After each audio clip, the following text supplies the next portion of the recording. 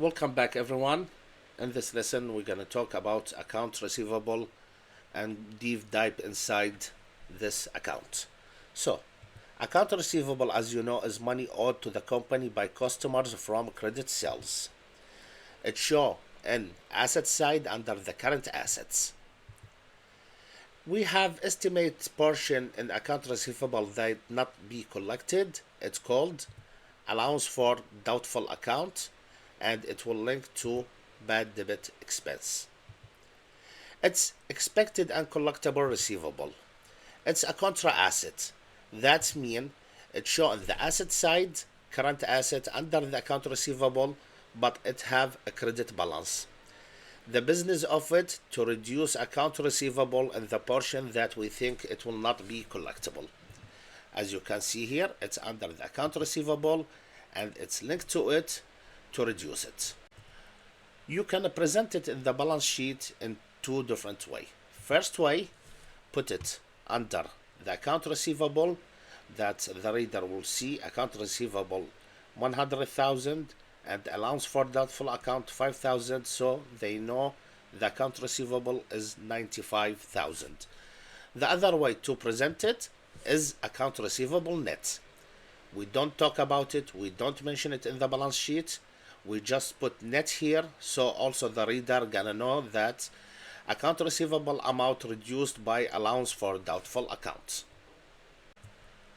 To get to total account receivable, we start the beginning balance, the balance forward from the last year, or if we start our year and business this time, it will be 0.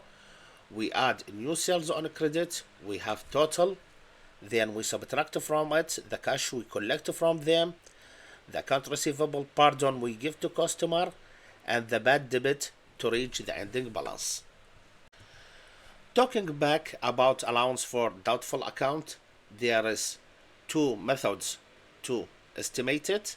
The first one is a percentage deduct from the total account receivable based on previous historical experience, such as we detect from total account receivable 2%, 3%, 5%, etc. Based on the previous years, like we know from previous year that the total amount we have, we didn't get this percentage from it. So we already have something in our mind, we work with it. The second way is account receivable age balance. For every account receivable account, there is dates that go and customers didn't pay yet. 30 days, 60 days, 90 days, or over 90 days. So we can say also, because of historical experience, that whatever after 90 days is not collectible. So we're gonna take it out from account receivable balance. The accounting transaction to do to reduce account receivable, we can see it here in this example. Let's assume that 5,000 is uncollectible. We debit bad debit expense because it's debit balance the expense 5,000, and we credit allowance for doubtful account because it's contra asset. Yes, it will show in the asset side, but this balance will be a liability. In this, allowance for doubtful account will affect the balance sheet as reducing the account receivable, but the bad debt expense will affect income statement. It will go under administrative expenses and make our operation expenses more, and also it will affect cash flow from operation activities. We adjust it from net income and also gonna reduce our cash.